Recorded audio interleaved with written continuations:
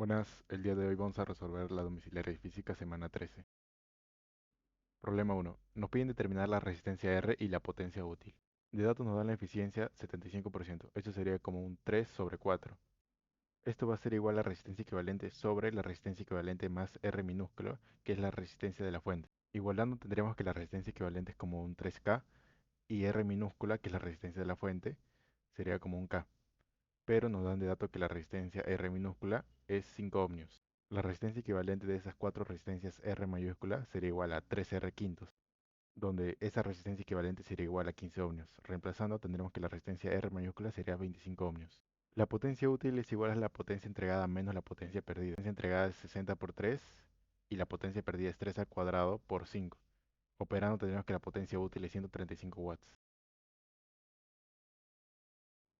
Problema 2. Nos piden determinar luego de cuánto tiempo el agua alcanzará los 60 grados. Este problema es repetido de la semana pasada, pero igualmente lo voy a resolver. El calor necesario va a ser igual al calor específico por la masa por la variación de temperatura. Eso nos daría 60.480 joules. La intensidad por la suma de resistencias va a ser igual a la fuerza electromotriz. Operando tendremos que la intensidad es 10 amperios. La potencia es igual a la intensidad al cuadrado por la resistencia, donde operando y reemplazando los valores tendremos que la potencia es 200 watts. El tiempo necesario va a ser igual al calor sobre la potencia, donde tendríamos que T, el tiempo vale 302,4 segundos. Dividido entre 60 aproximadamente tendríamos 5 minutos. Problema 3. Nos piden cuál de las preposiciones son correctas. De datos nos dicen que las tres resistencias son idénticas.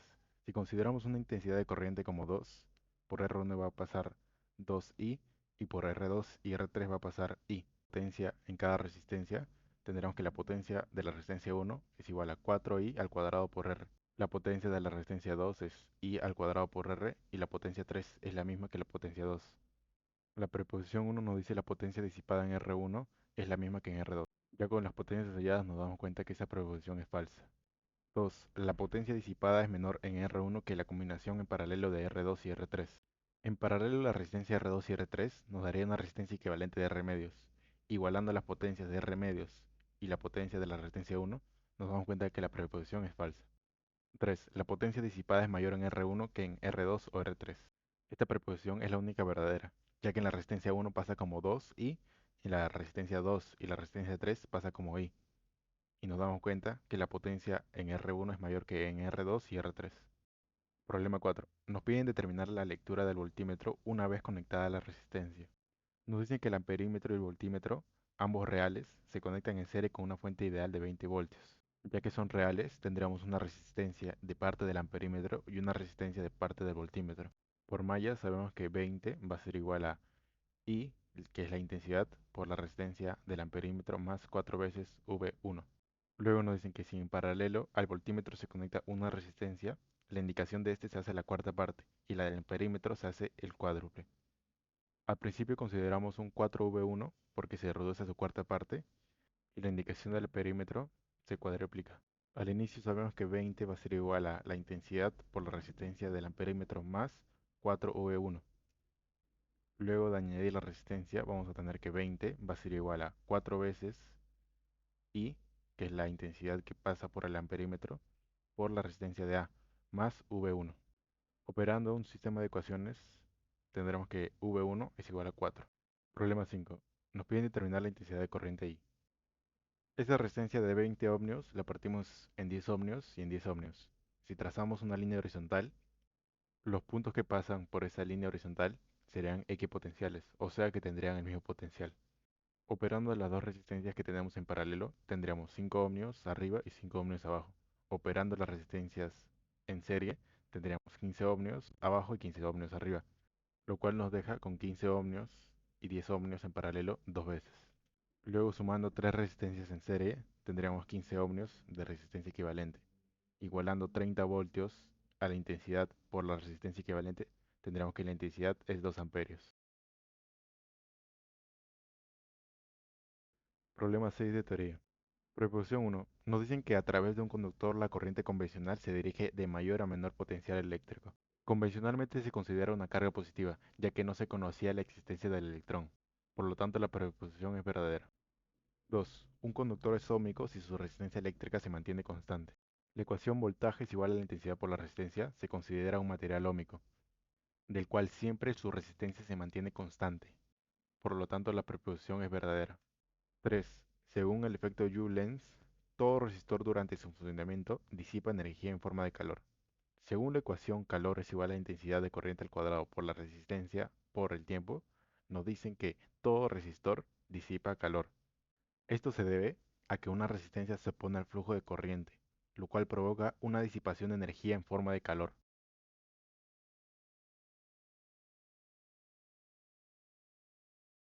Problema 7. Nos piden determinar la capacitancia del capacitor antes de colocar el dieléctrico.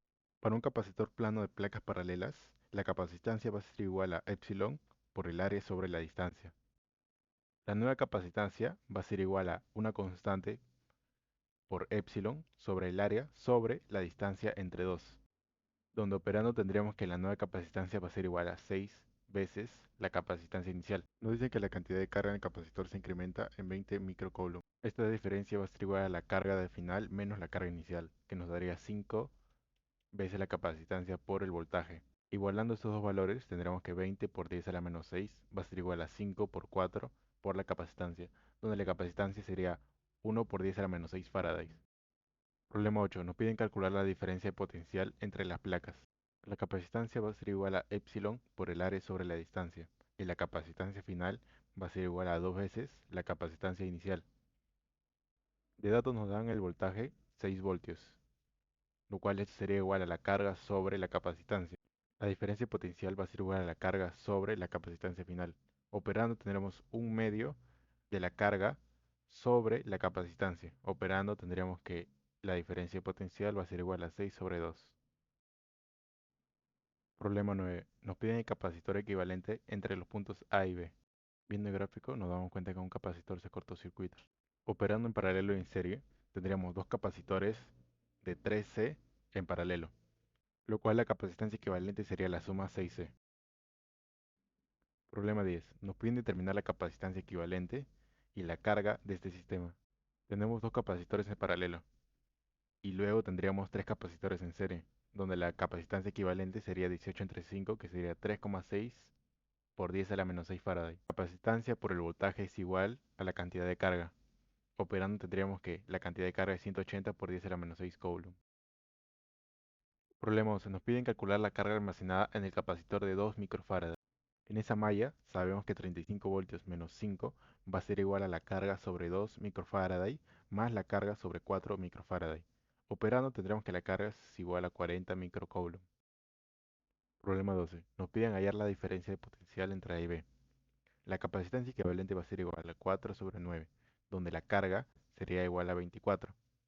El voltaje de A y B va a ser igual a la carga de cada capacitor sobre su capacitancia en el trayecto de B a A, donde nos quedaría que la diferencia potencial de A y B va a ser igual a 24 sobre 1 más 12 sobre 6, y la diferencia potencial sería igual a 26 voltios.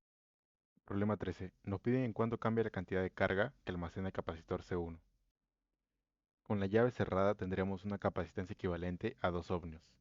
Operando tendríamos que la cantidad de carga es igual a 60. Y con la llave abierta, el capacitor de 3 microfaraday estaría fuera de servicio.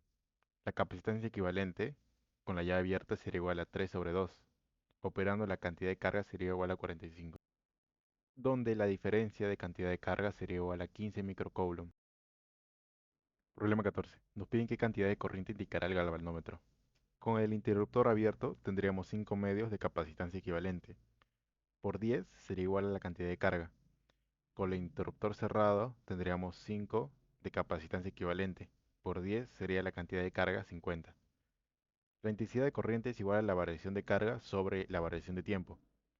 Reemplazando estos valores, tendríamos que la intensidad de corriente que pasa por el galvanómetro sería 2,5 por 10 a la menos 3.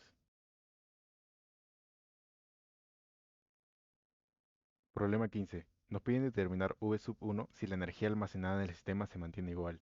La energía almacenada va a ser igual a la capacitancia equivalente por el voltaje al cuadrado sobre 2. Ya que tenemos tres condensadores idénticos, la capacitancia equivalente será igual a C sobre 3, ya que están en serie. Y al conectarlos en paralelo, tendríamos que la capacitancia equivalente es igual a 3C. De datos nos dicen que la energía almacenada se mantiene igual. Igualando los dos valores de la energía, tendríamos que 3V sub 0 es igual a V sub 1. Problema 16. Nos piden calcular la densidad de energía en la región comprendida entre las placas. La densidad de energía va a ser igual a un medio de epsilon sub 0, que es la permitividad eléctrica en el vacío, por la intensidad de campo eléctrico al cuadrado, donde la intensidad de campo eléctrico va a ser igual al voltaje sobre la distancia. Reemplazando los valores obtenidos, tendremos que la densidad de energía va a ser igual a 28,32 por 10 a la menos 3.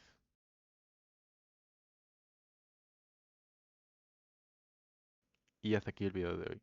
Si tienes alguna duda o consulta, te invito a comentarla abajo en los comentarios. Y muchas gracias por ver.